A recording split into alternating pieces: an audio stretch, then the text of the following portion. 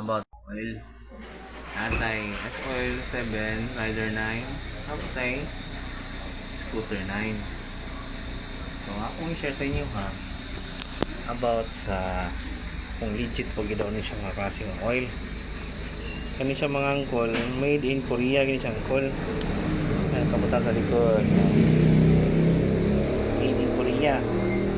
So para ma-sure ta nga legit gid siya, ato siyang i-try og scan.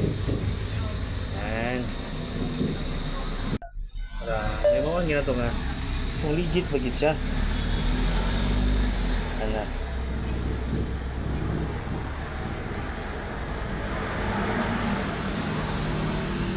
Open. So atong ulaton lang kadali. Ilit ra magyapon na ko ni ron.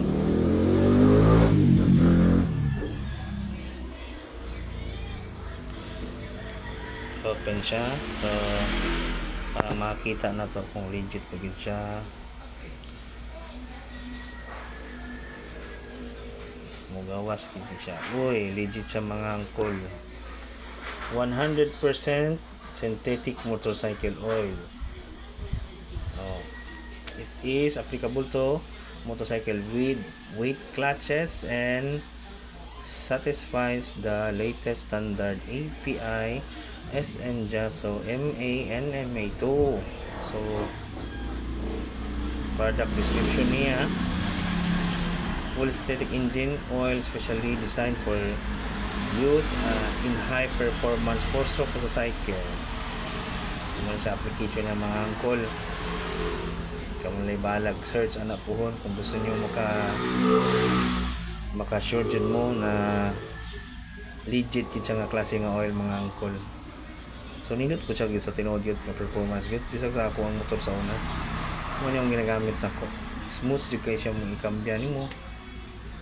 Kusog mo hatak dali ra pud siya mo hatak ng motor niya, bugnaw kung makina.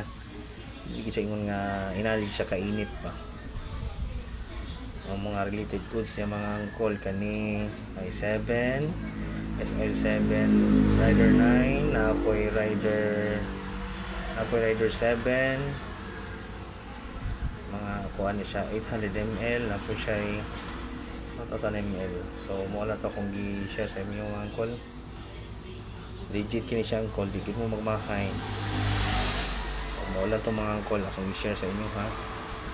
Daghang salamat. Amping.